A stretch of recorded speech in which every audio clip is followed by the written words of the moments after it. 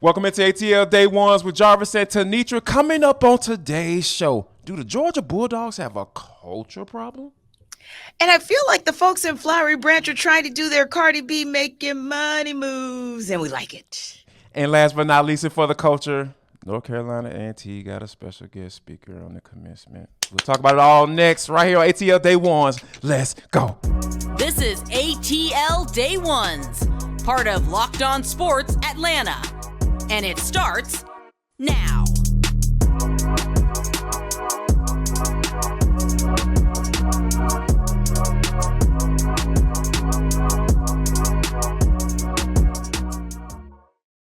want to start by saying thank you for making ATL Day Ones your first listen of the day. And remember, we are free and available wherever you download your podcast. And wherever you download your podcast, make sure that you leave us a 5-star review. Really appreciate that from you in advance. Today's episode of ATL Day Ones is brought to you by FanDuel Sportsbook. Make every moment more. Visit FanDuel.com/lockedon today to get started.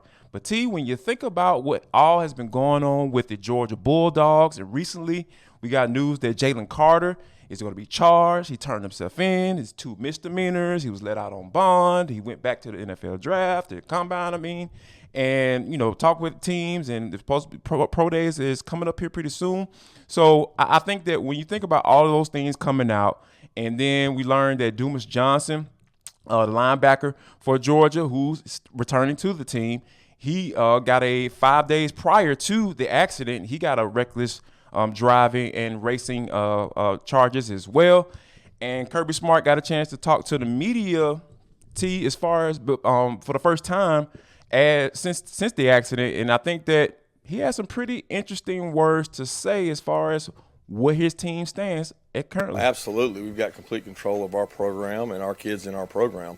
Do kids make mistakes? Yes, young student athletes make mistakes. They do. It happens all across the country. It happens here. There's no lack of control for our program. I think our kids across the board will tell you that we have an incredible culture here. We have a connective tissue that brings our team together. Our guys do make mistakes. That's historically probably going to happen when you're 18 to 22-year-old. Our job as coaches is to prevent that from happening, and that starts with me, and you do it by how you educate your players and how you discipline your players, and we'll continue to do that at a high standard. Wow. He said they don't have a problem, T, but do they? I don't think they do. Honestly, no different than any other program in this country. And honestly, probably not as many problems, because Kirby Smart has always been, to me, a very no-nonsense type of guy. And Absolutely. So I believe that he has played a lot of things very close to the vest and kept players and their whereabouts joined at the hip. And I'm going to take it a step further here and give an example. Mm-hmm. You can't know where players are at all times.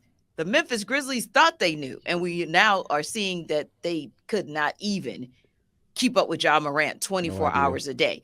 Right. So Ja Morant is now a 23-year-old who can't be kept up with. Do you really think between 18 and 22, where these guys are on top, like they're truly kings of the mountain, truly big fish in a very, very small pond, that Kirby Smart will be able to control their whereabouts and their dealings every minute of every day? No. But what I think he's setting the stage for is saying, we tried, this is no different. Yes, this was an unfortunate situation that led to tragedy in the worst form, which of course is death. Right. But to indict him for one situation versus what we've seen in his entire 7-year tenure, I think that's very, very strong. If anyone would say, ooh, they've got issues, things are out of control there in Athens, against what? If you take the number of players on a college roster, what is that, Jarvis? Like 90? Crazy? Right. So 90 players. Yeah. Exactly. And let's do it that way. Let's round it out to 100, because let's just say you've got some people floating around the program, players or what have you. That means 700 plus players, because some have come, some have gone, et cetera, 700 players across time. And this is the first time we're really hearing about like a truly dire situation. No, I think that program is fine. And in fact, I think this is one of those situations where Kirby Smart has already gotten ahead of it, sat down with coaches, players, extended staff, and said, whether you are in Athens or on the road, here's the code of conduct that I'm reiterating to you. And I suspect that he's probably tightened that code of conduct such that I don't expect or suspect that we'll be hearing anything else anytime soon out of the Dogs program, with the exception of any further details that come out of the situation that happened back in mid-January. Yeah, and I think one of the things that and they proves that by saying, hey, once the Dumas Johnson things come to a close, because that legal situation is still playing itself out, obviously, because we know how the legal situation is, and it moves at its own pace. Mm-hmm. And I think once that situation is done, Kirby is going to discipline him accordingly. And I think that we should leave that up to him. You know what I mean? Because I don't think that, kids should be randomly punished because, hey, everybody's calling for it. Now, granted, there is punishment deserves. Absolutely. Sure. You need to be able to have some type of discernment, when you're out there in those streets, because guess what? You aren't supervised. You don't have a coach here saying, hey, do this amount of reps. Hey, do this. I need you to go over this coverage. I need you to go to the film room. I need you to go to study hall. Once all of that stuff is done, college football players, hey, I was one of them. We like to get down. And however your get down is, that's what your get down is. And a lot of times, a lot of those players, a lot of people on those teams in those locker rooms have the same thing. They have that in common. And they want to go out and do things and have fun because you are so regimented. And because you're spending 60, 70 hours dedicated towards football. How do you able to do that? Yes, it gets up to that number. Trust me. Yeah. So I think that when you think about that from that perspective, I feel like, the players are going to do things. You just hope that, hey, that you've instilled enough in them that they make better decisions. And then this was just an unfortunate case that the end result was two people end up losing their lives. And that's the unfortunate part. Yeah. But I think that, tighten down on everything and making sure that everybody's doing what they're supposed to do while you have your eyes on them. And hopefully that carries over into a moment where, hey, you know what? My teammate lost his life in this particular situation. I don't think I'm going to go down that route because I don't want any more attention and I want to be around here. Start making those lifelong type decisions in those moments. And I also think this is an opportunity for the NCAA or whatever governing body, could be the SEC as well, but whatever governing body to say, okay, let's be real. Now that we have, and I'm going to take it to the streets. Now that we have legal pharmaceuticals in the way of an NIL versus illegal pharmaceuticals, there need to be parameters put in place, because if you think things are, quote unquote, a little out of control, which Jarvis and I don't agree, we don't think it's out of control in Athens, but let's say you do think it's out of control in college sports and that NIL is going to only contribute to that, then that means NCAA or SEC, do your job as a governing body and put in place a program or upgrade your program, because they kind of have a player development program in place the way some of the professional leagues do. But I do think that this would be a great opportunity for them to say, hey, we need to put in place a similar program. You know how that goes, Jarvis. The Rookie Symposium, for example, it's a 4-day program that every team offers to its rookies, and it goes through situations like this. What do you do if you find yourself in a precarious situation? It goes through financial development, counseling, life after football or life after sports. To me, this is another opportunity for the NCAA or whatever governing body to say, hey, why don't we put some tools in place and some resources in place so that these players have an idea of what to do when they find themselves, or if they find themselves in certain situations. I think that's a great idea. And even have the former players, the alum, come back. And I know Nolan Smith wouldn't mind coming back, because Lord knows he's an ambassador for that program and he loves his experiences that he's had.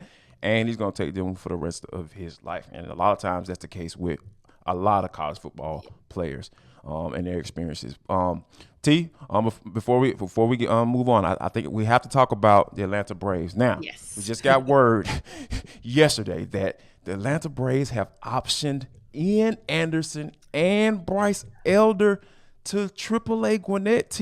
These are supposed to be the guys that were supposed to compete for this fifth starter rotation. Mike Soroka as well, but he's kind of bowed out for due to injury. So, but thankfully, the Braves have some young pups and Jared Schuster and Dylan Dodd. They might be able to fall into that competition. So, I think my question to you is, does that open the door for those guys to come in and take over that spot? Oh, yeah. And you kind of feel bad for Bryce Elder because he had an ERA of 7 for spring training before yesterday. Now, yesterday's game was pretty good for him. 4 innings, struck out 4 batters, 2-run ball. So, yeah, not a bad outing for him, at least to say to the Braves, okay, we see some trending up, but you do know they have to make roster moves because, of course, they trimmed it down to 50 players with those two guys and then announced another 8 that they reassigned, so that now that they're down to 42, right? Yeah. Ian Anderson, same thing. ERA a little above 7. So you just can't have 2 guys with ERAs north of 7 when you're out here with guys like Jared Schuster and Dylan Dodd. Like Dylan Dodd, I believe he pitched the day before, and it was 4 scoreless. 4 scoreless innings. And these guys are getting strikeouts, and they have a little bit more in their arsenal. So, yeah, I think the Young Bucks are absolutely making the case for why they should be the 5th starter in the rotation. And we know that ultimately these things could play out differently because you just called out a great point. Mike Soroka and his injury situation, we don't know how that's going to play out. 162 games is a darn sure long season. So Schuster and Dodd may start out as 5th spot rotation players or starters, and then that could shuffle. But yeah, Jarvis, I really just like the fact that once again, this is showing you the brilliance of Alex Anthopoulos because it shows the depth in the Braves pitching staff. And I really, really like the fact that we can have that conversation in spring training where there's actually a true battle with multiple players for that rotation. And the fact that we're coming off of a year where we saw Spencer Strider pitch lights out coming out of nowhere. Now we got Schuster and Dodd. Good luck. Absolutely. When you think about Dodd is a 2021 third-round draft pick out of Southeast Missouri State. He had 7 strikeouts, no walks. Like you mentioned, 4 scoreless innings. That's what you like to hear. Yeah. When you have those young pups in there coming in and doing it just like that. So we'll definitely keep an eye on that. Like I said, Alex Anthopoulos, the scouting is coming through. It's shining through as it always does. And we definitely will see what the Braves will do once the season gets rolling. But like you mentioned earlier, T, the Falcons out here making some money moves. We'll talk about that. But first, we got to talk about FanDuel because it is the fastest and easiest way to get to some money. It is the #1 sports book in America. What are you waiting on if you haven't jumped on the opportunity to get in the game? Because guess what? March Madness is going down. The NBA season is winding down. You got to get in there and see how to win some money. FanDuel.com/lockedon. And if you're a new customer, guess what? They got the no sweat first bet up to $1,000. That's bonus bets back if your first bet doesn't win. And you don't have to worry about no fugazi in this either. It's safe, it's secure, and it's super easy to use. Plus, FanDuel's even let you combine your bets for a chance at a bigger buyout with a same game parlay. So what are you waiting on? I need you to go to FanDuel.com/lockedon right now for your no sweat first bet up to $1,000 and bonus bets when you go to FanDuel.com/lockedon. That's FanDuel.com/lockedon. Make every moment more with FanDuel, an official sports betting partner of the NBA.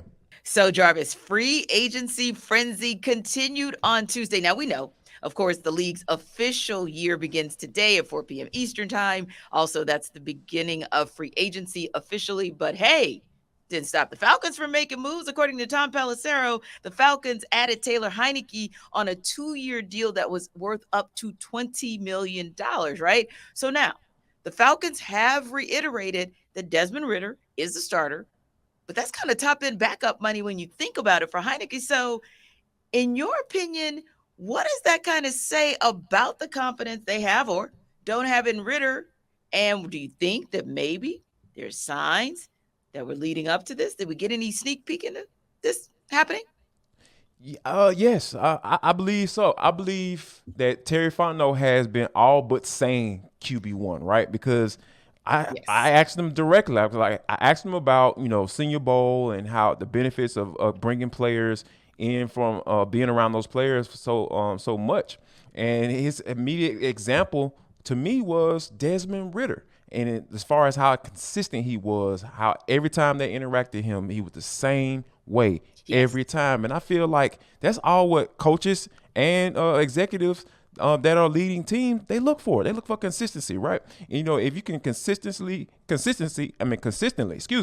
be a player that, brings it is the same way every time, that means that, hey, there is a ceiling that is going to be a little bit higher than that person who is inconsistent when you interact with them on a daily basis. So I really believe that Terry Fontenot and Arthur Smith have been slowly but surely dropping little nuggets here and there, but they didn't come out and just say it. Right. You know what I'm saying? And that's what I feel like people took that as, the Falcons have a quarterback issue. And no, that's not necessarily the case. That's why I say I was laughing at the Lamar Jackson. Yeah, that's cute and all.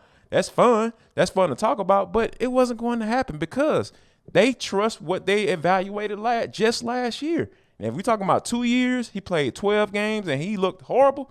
Yeah, let's get into quarterback business. But he played 4 games last year, small sample size. He looked fine. He got better each and every game. That's that consistency that we talked about. Mm-hmm. And we're going to see bringing a high-level backup that, hey, just in case something happens, yes, Desmond Ridder started to smell itself for whatever reason, and you got somebody that's capable of starting games for you. And then you jump into the quarterback pool in 2024. So I think that all in all, this all but confirms what we've been talking about on this show.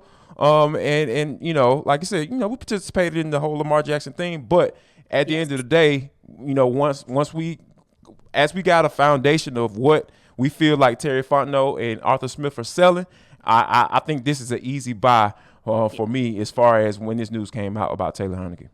And I still feel like the Taylor Heinicke signing will not or does not say that Desmond Ridder is not QB1. I still feel like he is in that driver's seat. Right. What I do think is interesting is that maybe also what transpired between the Bears and the Panthers over the weekend dictated some of this movement as well, because before that happened, the Falcons were in the 8th spot, but there were rumblings about, hey, what happens if Bryce Young or CJ Stroud might be there at 6? But you know what happens every single year. Once a quarterback or a particular position player is taken, the trickle-down effect is that the dominoes start falling, and it's that player, that player, that player, that player.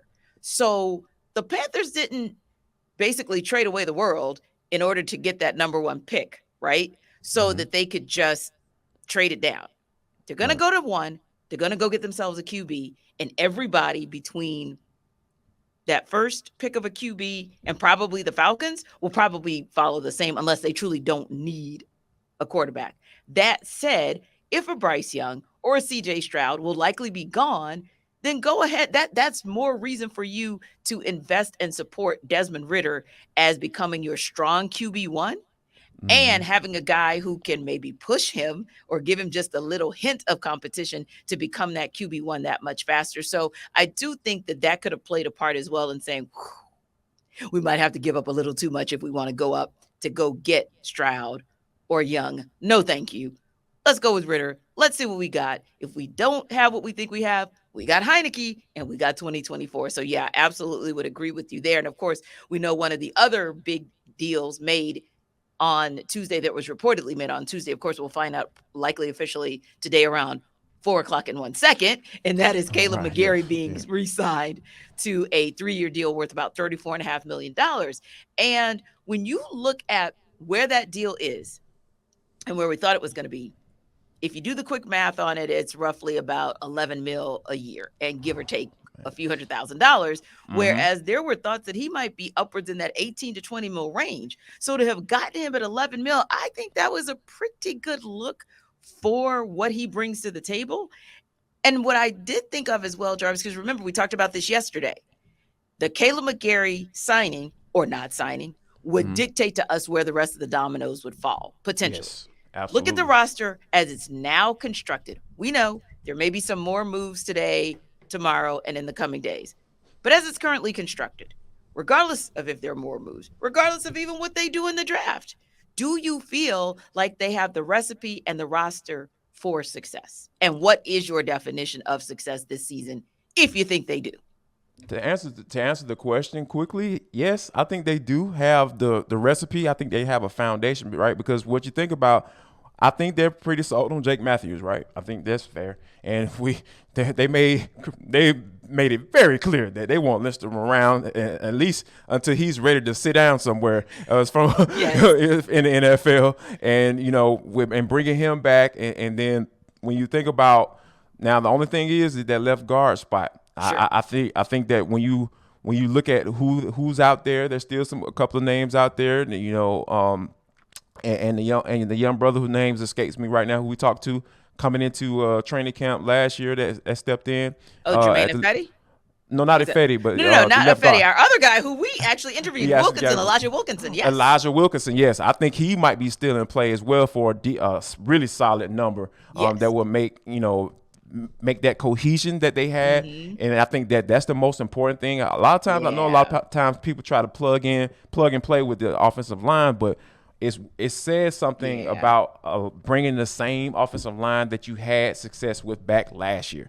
And Indeed. I think offensive line coach Dwayne Leffert, who is a former offensive lineman himself, he understands the importance of cohesion, and specifically on that right side of the offensive line. I feel like that's why I think the Falcons, it's a win-win for the Falcons, because to be able to get him at that solid number, about $11.5 million or so, and you bring back Chris Lindstrom's running mate. And when you have guys that play together for a certain amount of time and they actually have time to grow together, Scott Pioli even talked about because he was in that executive office when those two guys were drafted in the first round. He talked about said when they drafted them, they knew that it was going to take some time to develop.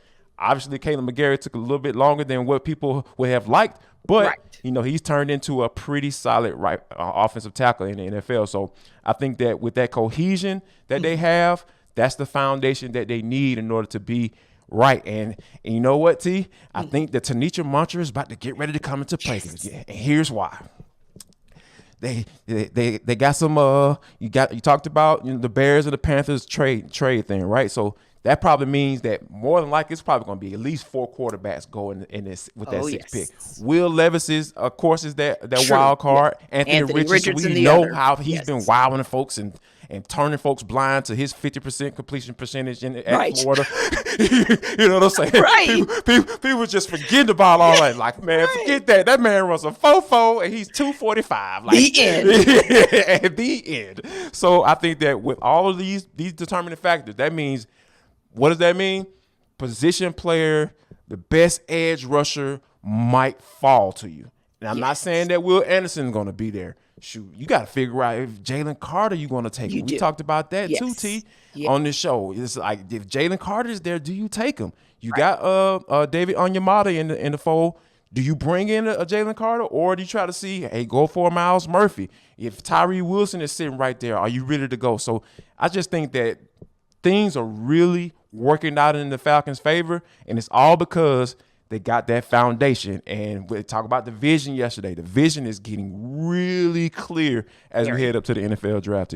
Yeah, and there will be vision clear for us looking straight up to Athens to see if there are any Falcon scouts out for UGA's Pro Day. Of course, Jalen Carter is expected to work out today. And, of course, we'll give you guys any reaction to any news we find out about Jalen Carter being there, the Falcon scouts being there, and what that could possibly mean for what this team looks like or is looking at come April 28th, 29th for the draft. In the meantime, you guys know the watch hasn't changed from yesterday, right? You do know that the watch is still on Aaron Rodgers. So listen, if you're a Packers fan, you're probably eating Built Bars in a not so happy way. But down here in Atlanta, you should be eating Built Bars and you should be really happy. That should be a part of your celebration, because guess what? That Built Bar is a celebration, at least Jarvis and I believe here at ATL Day Ones, of what the Falcons have done so far in free agency. So go ahead and celebrate in a healthy way with a Built Bar. Whether you like churro or almond or peanut butter, you have loads of flavors to choose from, and you get 17 grams of protein on top of it. Ooh. And there's something about the way that Built Bar makes that bar that allows it to be easily soluble. The result, you eat it, instant boost, instant healthy boost to your system off of 100% real chocolate, I think that's a winner. Also, 130 grams, they continue to make that bar healthier and healthier. And we're talking about just 4 grams of sugar. And if you're someone like me who's always looking for a sugar high, at least you won't have to pay the price for the sugar high. So don't forget, you can still go to built.com if you're all about that online purchase life. But if you want to get a brick and mortar purchase, you can stop by your local Walmart for a 4-pack bar of Built Bars. Or if you like me are on the cheap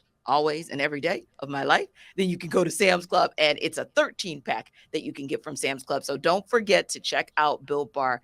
We on this show know that you won't regret it. Locked On Sports Atlanta family, listen up. I got a secret to tell you. We're on our way to 6,000 subscribers. If you are listening or watching this video on YouTube and you need to go subscribe to the channel if you haven't already, we need your support. That's all. That's all I'm going to do. I'll say to that. So, and also, if you want to get into contact with the program, atlday1s@gmail.com. atlday1s@gmail.com is the way to get in contact with the program.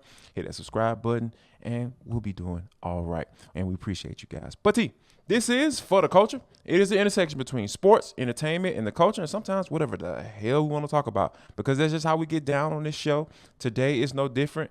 How about this? North Carolina A&T has a commencement speaker, Tenitra, and it's going to be Morris Chestnut. How excited are you about that? Well, Jarvis.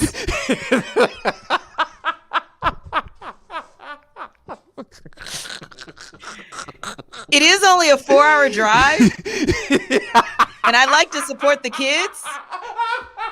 Oh, it's about the kids, huh? So, if I need to show that support in person because they need that love, I'm there for them. God. I am there for you. Oh, my goodness. To help Shocking. you with your Aggie pride. I am. Jamie Walker would want me to do this. Oh, my goodness. He wants me to support his school in whichever way that I can. And Jarvis, I support all HBCUs. North Carolina A&T Yes, you do. is no different, regardless of how much fineness they have on the dais for graduation.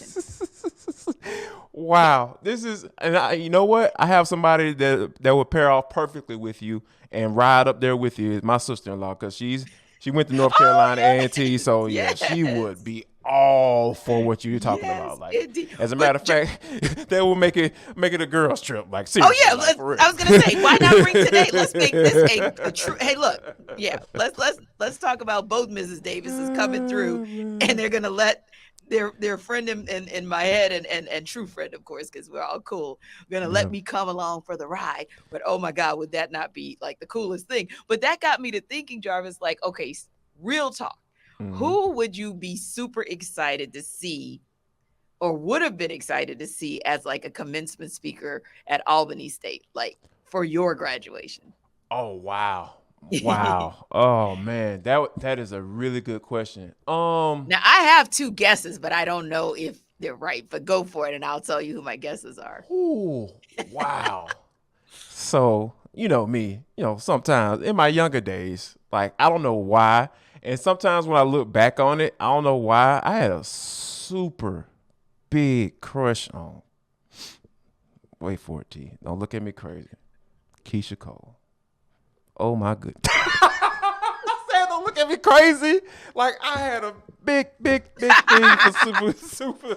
I had a big thing for, I don't know why. I mean, like, I was that whole light-skinned, short type situation. Like, I went through a phase in college. You know what I'm saying? Yeah, you know what I mean? Like, I'm tall, big, short, light-skinned, feisty. You know what I mean? A little ratchet. You know what I mean? So confused. Yeah, it just reminded me of a young lady from the west side of Atlanta. You know what I mean? Like, she got that vibe. She give out those vibes. So, no. Of Yeah, course, she does. I was kind of attracted to that. But yeah, like back in my younger days, it probably would have been Keisha Cole. I'm really curious to see though, who are you thinking that I was going to say? That's the question. Well, I'm so glad that you have evolved, first of all. Let's just give Jarvis his flowers for evolving. Indeed. And secondly, I thought he might pick Deion Sanders or Outkast. Like, yeah, no doubt. Yeah. I thought we were talking about, like the whole. Oh opposite, give you that know, to type I give that situation. to Yeah, you. yeah. Yes, but I thought I said, he might actually ask for Deion. The only thing is, you would have to make sure that the Rams band was ready, because Deion would need. He would need his music. His theme music. Yeah, he's not about to grace your stage without his theme music. Just saying. But yes, my guy will always be Keith Robinson. Always. You know, I have said to you 50,000 times how much of a super crush I have on Keith Robinson. But, you know, he's married. But hey, when I would have graduated, he would not have been. So therefore, I could have been, you know. Yeah, and you know how they used to get like the student greeters for the guests on the dais? Yeah. I was one of those people, so guess who I would have just been greeting and escorting. Yes, I bet you would have escorted him. Yeah. Yes. So, on that note, good people. On that note, yes. We want to thank you for making ATL Day Ones your first listen of the day. Remember, why don't you stop by Locked On Sports today? Make that your second listen of the day. They have some really good stuff with NFL free agency and all the news and everything, trying to get up what's going on. Stop by there. They will have you covered. And you can find it wherever you find this particular podcast. And last but not least, folks, before we get out of here, I always ask you guys this each and every day. If you don't do anything else for the rest of the day, make sure that you share love, show love, and most importantly, spread love.